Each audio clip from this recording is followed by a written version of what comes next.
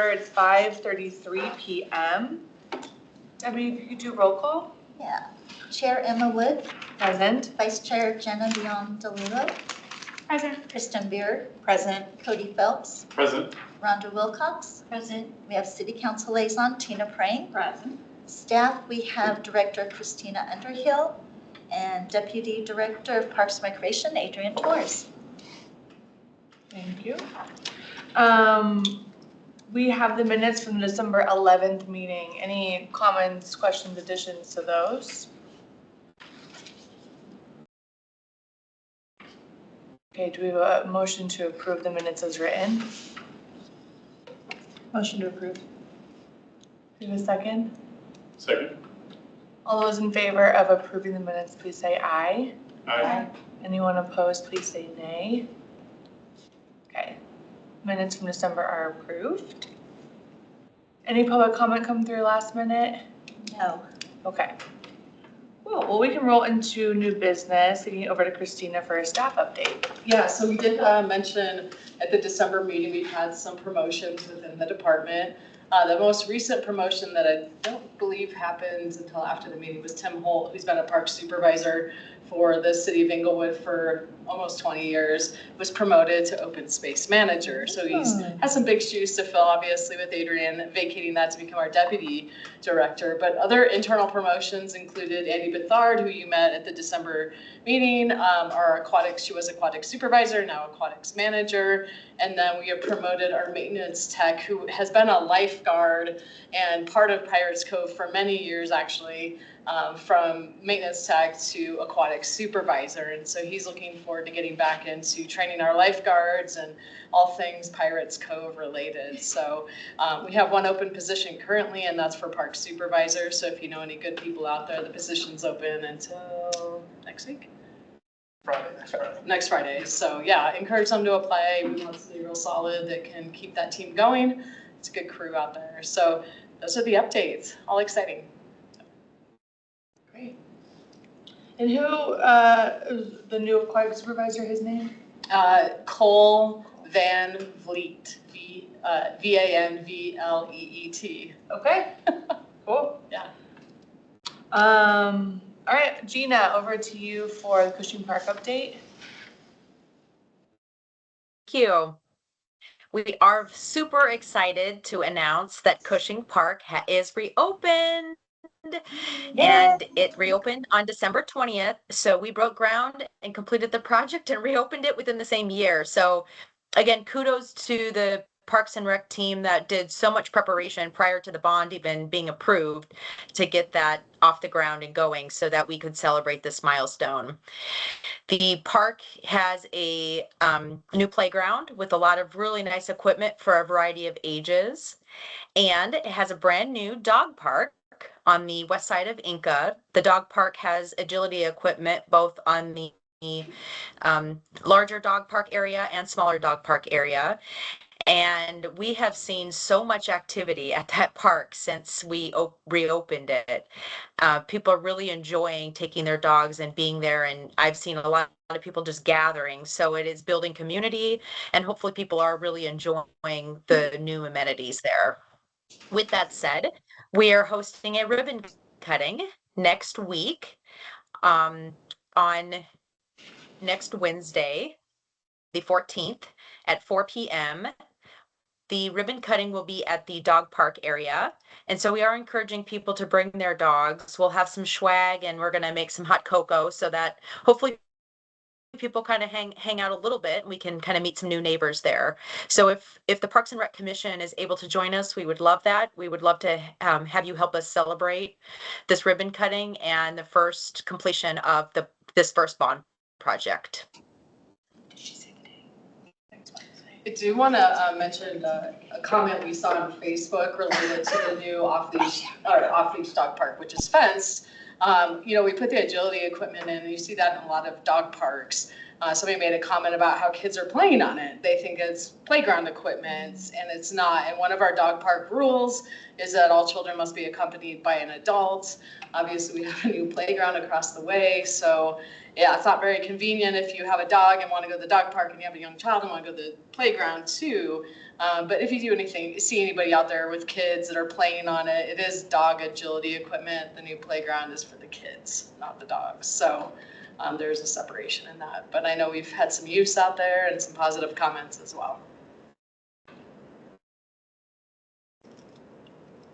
Awesome.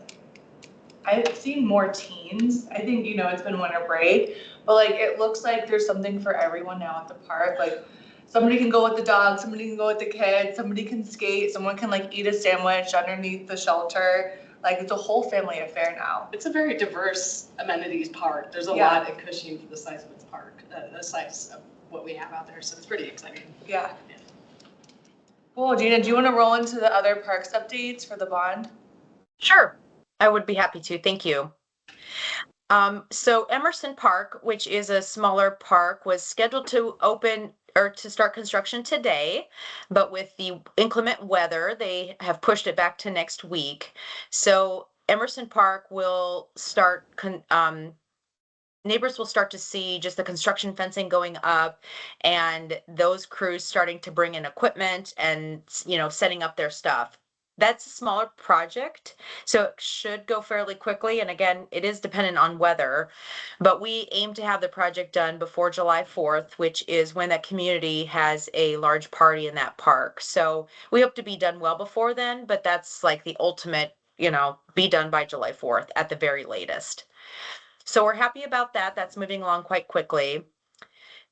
We also will be seeing construction crews at Rotolo Park in March. So they're going to activate in March, and that project will have some new plants and some new ramble. People, they'll have a new restroom, a lot of new plants and trees. So that park will get refreshed over the course of the spring and summer. And then I have a bit of a show and tell. So Bellevue Park has been underwent a feasibility study over the summer, and then more recently they provided to us the schematic design, which is what we plan to do. And so I did want to share that because I do think it's fun for us to see, the progress on each of these parks. And Bellevue is such a large park, and I know there are a lot of people that have an interest in it. So what I have here is an aerial view of the park, of kind of the section of the park. In the square in red here is where the current barn is. That current barn is going to remain there even after we've built the new barn, because we see a need for our parks department to use it. So that barn will not go away, nor will, and I'm sorry, I circled the wrong thing. This is actually the barn. That's like the animal pens. And then there's a path right here.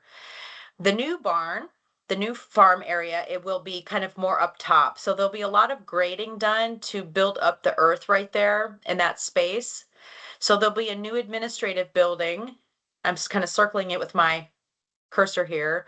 A new administrative building where you would purchase tickets and where there will be staff offices, a place to count money, place for storage. On the back of this, there will be a pavilion that is a rentable pavilion for birthday parties or celebrations. And then there's going to be a new barn back here for the animals, with the animal pens being kind of back along the path back here. So the fun part about this is the next graphic that I have, which is, this is something, we don't know that this is going to look exactly like this, but this is the initial sketches that we're receiving from our architect. And we're really excited about this. It looks fresh and new, but also still, looks like our old barn with the red and some of the white. And so it really brings in what existed before, but will be all new and be a little bit more of an efficient space. So what you see here is this would be the ticket window here on the left. And then people would go around this way. These would be restrooms, which we currently do not have in the farm. And then toward the back here is where there's this rentable pavilion. So there will be it will be a shade type structure with some picnic tables. And so, a pavilion of some amount of people can use this for education, for classroom space. We get asked a lot about having educational opportunities. So this will be a rentable space back here. And then this will be the barn where you can see animals in the current kind of those viewing areas where we had turtles and rabbits, that kind of thing. And then there will be a place for the animals to be inside, some of the animals. And then toward the back will be where they are out and can roam free. Goats and guinea fowl and alpaca and pigs and whatever else we were able to get. So that's my show and tell, and we're really excited about what this means for us. But this will be a lot of work to build up this space. And then what you don't see here is there will be an accessible path down to the train so that you would purchase your ticket for the farm and the train here. And then if you're just going down to the train, then you would go down this path over here. So that's my show and tell on that. Any questions in regards to Bellevue before I move on to the next update? I have a question. On the plan that you showed, I know it's conceptual, but there's kind of like a crosshatch for the paving material around the barn. Do you know what that's intended to be? Is that pavers or is that concrete or? Here? Just like I think it's like a crosshatch basically surrounding the barn. Like what's the paving material? Or I guess the facility building. Oh, yeah, it probably will be some version of concrete, but we have not decided that yet. Okay. Is that what you're talking about here? Yeah. So I guess I was curious because in the current location, is that all concrete or is it more of just like the crushed rock? I think this around here is asphalt, but maybe Adrian can comment on that. And then there's crushed gravel back where the animals actually live. But sorry, Adrian, do you have a? No, you're correct. Yeah. So I think this is just asphalt currently. Yeah, I'm just wondering if there's like an opportunity, maybe like the sustainability board would be interested in having some sort of permeable paving there, if it makes sense at all. Mm-hmm. Since it's kind of a larger area of paved area, but just an idea. Yeah, thanks, Jenna. Any other comments or questions? The current barn as is, you said, will not be open to the public. It'll be for staff use. Yes. Correct. Okay. Yeah. Cool. We're always looking for storage for hay, All for the parks things. equipment, yeah, all kinds of stuff. So, Okay. we can't, as you guys know, we can't make improvements down there in the FEMA floodplain, but as long as it's already there, it's grandfathered in. So instead of tearing it down, we have some use for the building to stay. Cool.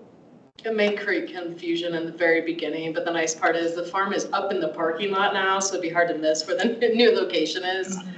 So in some respects, we're preserving a little bit of history for as long as we can, keeping the farm there. Yeah. And it's not to say we couldn't use that for programming down the road too. I think the opportunities are there, just isn't meeting code and other things, and we can't really improve it. So storage is where it's headed. Eventually, it probably will have to be taken down just due to its age, but for now, I appreciate staff when they brought it to us, like, don't tear it down, because once it's gone, it's gone. So yeah, we'll keep it as long as we can. Okay. Anything else on this project? Okay, keep going, Gina. Okay, just a couple more things, a couple project highlights. Northwest Greenbelt is in a really good stage right now. We received the 70% CD documents and have reviewed those. That project's moving along quite smoothly. And we expect that, that would that project will just continue to kind of run smoothly. That project will receive quite a bit of native plants and trees and beautifying, but also some new amenities. We're adding a basketball court and restrooms to Northwest Greenbelt, which don't currently have any restrooms. So pretty excited about that. That project's moving smoothly. And then the rec center is also on track for us to be receiving the actual 100% CD documents in February. So that project would then we would need to go through the permitting process and bidding and all that. But rec center is really on track. And then luckily, we've had some questions about Pirates Cove and whether that project would be delayed because of some discussion with stormwater detention. But what I actually learned just yesterday is they feel like that project is still on track for us to have construction in August. So keep our fingers crossed. I'm not going to promise that to anybody, but right now, the design team feels that project is on track, and we could potentially, be under construction in August. How long is that project projected to take at Pirates Cove? Well, ideally for us, we don't want to lose any of our season. And so if we started construction in August, we would keep our fingers crossed that we would be open to the public on Memorial Day of 2027. Okay. So it's a very tight timeline. So with that said, that's kind of a good segue to some challenges that we're having with these projects, and stormwater is that. But I think with the good news is that we have some really good collaboration going on between Pirates Cove and Bellevue Park. As you just saw, Bellevue, that farm will be up really close to Pirates Cove. So we've been doing some collaboration with those two design teams and what that means for both projects. So it's just, I think that's what you can kind of gather from some challenges is that some really good things like collaboration can come out of it. So we're keeping our fingers crossed that what they're designing for stormwater detention at Pirates Cove will also satisfy the requirements for stormwater detention at Bellevue Park. But that remains to be a decision outside of my control, and that's over at the utilities department and the stormwater division. And then one final thing is just some discussions that we're having in regards to property easement with Bellevue Park and Pirates Cove. They butt up against each other. And so one project kind of overlays on the other one. And so there's just some interesting discussions surfacing in the last month or so that we're just addressing with our city attorney. So those are some challenges, but I think we're moving along quite nicely for the most part with our projects. So the question, Gina, is how is an easement an issue? The slide tower, the new slide tower for Pirates Cove is on the Bellevue property. So we can't, per codes, have something constructed for one property that's on another. Even though it's city property. We own both of them. Right. So if we have were to to tell ourselves it's okay? Yes. Yes. So ultimately, let's say in 30 years, the city chooses to sell Pirates Cove. That's why we're doing a cleanup now to ensure that it might be like a maintenance right away or something. So if the Pirates Cove was ever to be sold for whatever reason, that piece with the slide tower would remain Bellevue Parks. So we wouldn't lose that. It's a small square. Yes. But it's interesting, like all the challenges from a park standpoint, we were doing great on these reno plans. Like we're really moving, but then we're running into little issues. Miller Field has the same thing. There used to be a street that ran down the middle of it years ago, and on the parcels, it still shows it. So we need to make that all one park. And so the attorney's office is really helpful with that, along with community development, and their people in there are working through those, trying to clean everything up. But it's just, this happened at our golf course too. There was a train right away, whichever one, running through the middle of the golf course, and that got cleaned up with a new property coming into Sheridan. So I hate to say it, but it's probably just back in the day, they just didn't take the time to make those updates as needed, and so now we're doing that 100 years later. We're running into some strange challenges, that's for sure. I have one other question, if I may. On the, so we're still doing pickleball courts at the rec center. No, No? that got pulled due to stormwater as well. So if you disturb more than 10,000 square feet of any property, it triggers stormwater mitigation. We would have had to put, if we move forward with the pickleball courts, we were gonna have to put in probably $500,000 or more worth of detention, most likely underground somewhere. And it just became one of those issues that pulling the pickleball courts out allowed us to continue to move forward with everything we promised inside. If we kept the pickleball courts, we were gonna have to make some major modifications to what we promised the public on the interior of the building. So knowing that we have pickleball courts still coming into the city at Bellevue Park in the near future, we decided to continue to move forward with just the interior of the rec center. And improving that.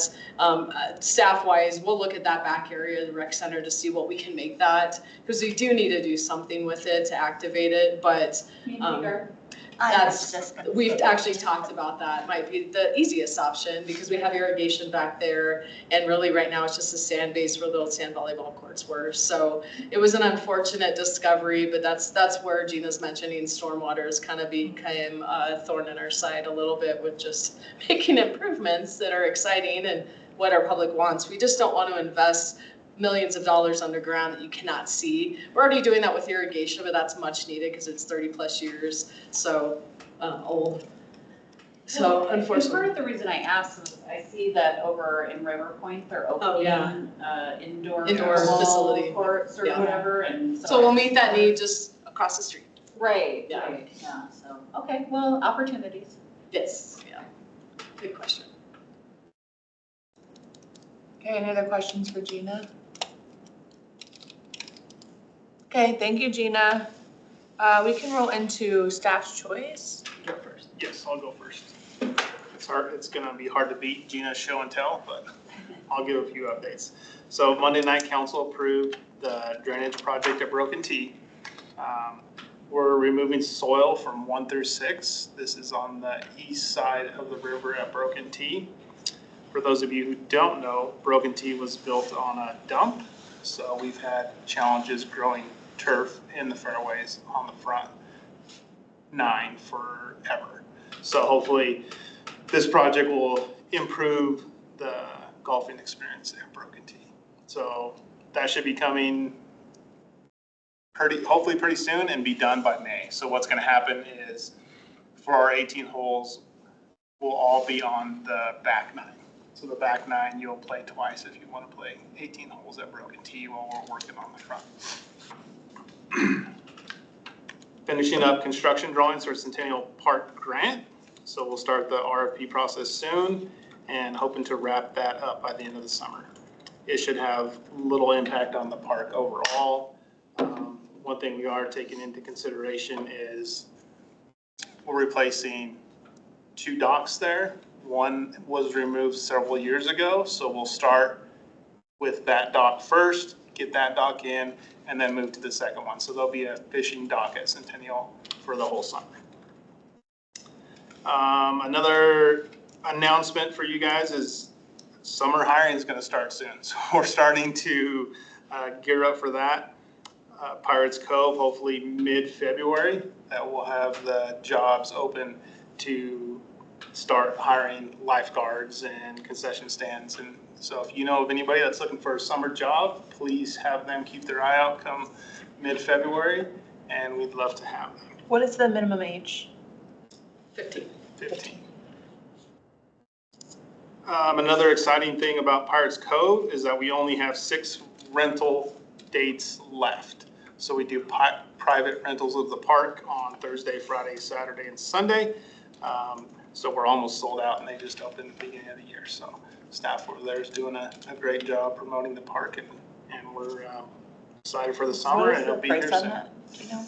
I don't know what the price is off the top of my head for the private rental of Pirates Cove. Oh, yeah, I'm not sure either. Is it online? It's corporate related, so, yeah, I'm not sure either. We But can you get get that the for you. whole park, Yeah, I know, I'm like, the whole thing for yourself. just gonna run it for myself. There you go. You know, the lifeguards. You can lay around and read those books. Yeah, exactly. Great. So that's what I got. Any questions for me? Okay, I've got just two things. One's related to our oversight committee for the bonds. But the first thing is the age-friendly action plan that Mally Rec Center is doing. That's the 55-plus center. We're working on this plan. It's going to take us over the next 3 to 5 years. We really want to know what our community is looking for, not only for those of us who are aging into that age range, but also for older adults, parents, grandparents that are out there. So we want to make sure we're meeting the needs of the community, and that's what this plan is doing. There is a survey that's on our Inglewood Engage pages that's live until about April. We're leaving it open a really long time to get as much feedback as we can. The first 2 weeks it was open, I think we already had 60 surveys filled out. So Mally's pushing it really hard to their current patrons, and then we're reaching out to nonprofits and others that serve that community to get additional feedback. There's going to be multiple focus groups that are more targeted, individuals, and then town halls as well will be kicking off in the next couple months. And like I said, that's all on Inglewood Engage if you're interested in looking at that. And then the other thing I had too was our oversight committee. Jenna's stepping off of that. And so we are looking for another commission member from here to jump onto that oversight committee. It meets on the fourth Thursday of every month at 2 p.m. We have a virtual option as well as in person, typically in this room. So anyone that's interested, we'd love to. I'm interested. Anybody want to compete with Cody? Arm No. wrestle. Never. Okay. All right, so Cody? Yeah. Perfect. We'll have him on the oversight. And more or less, it's just you bringing anything back to the commission or representing the commission too on that. If there's any red flags, any questions, there's a lot of city staff on that. We also have somebody from the Sustainability Commission on there as well. So like I said, those will kick off at the end of this month. Thank you. Thanks, Cody. Over here, anything? Oh, city council. Yeah. Nothing to update. Yeah, nothing. Sure. I mean, it is a little calmer right now. We have our survey for the strategic plan and the planning process for that closing tomorrow. That retreat will be the evening of the 23rd and all day on the 24th. So definitely, if you have not taken the survey, give your thoughts there. We will have all of those results presented to us during our discussions. And then kind of the other big deal is, just the vacancy that we currently have. And so just be paying attention, encourage people in District 1 to be talking to people. And if you don't mind, Rick, I will introduce Rick Summerson as running for the vacancy and is doing a lot of auditing of all of our boards and commissions and just getting informed. So hopefully we'll, see what the competition is or is not, but it's good to see that we have people that are interested and still stepping up once those interviews have been completed. So trying to think of what else. Those are kind of the two big deals going on right now. It's just taking a deep breath before we engage into that. Hopefully come up with a really, solid and good strategic plan that is nimble and reflective of how our community continues to change.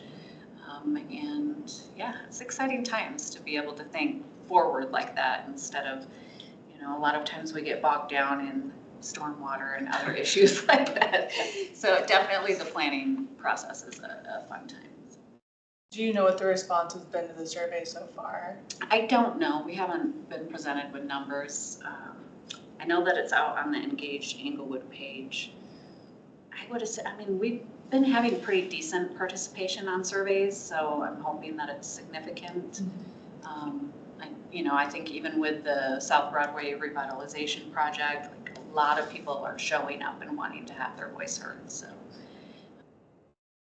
there are a lot of diverse voices in the survey results that can be representative of the city. So.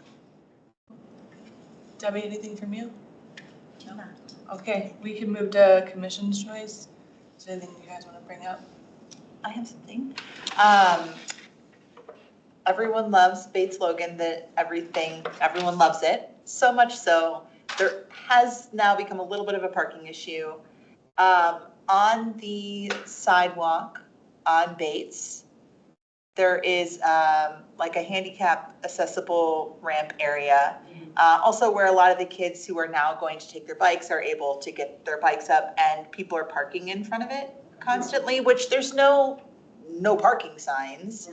It's just sort of like common courtesy. So the neighborhood has asked me if I would bring up tonight if maybe we could somehow bring awareness, either paint the street or put a sign up or something, just so that anybody who is in like a wheelchair or any sort of mobility device can still use the ramp, and so the kids can use it to get their bikes up.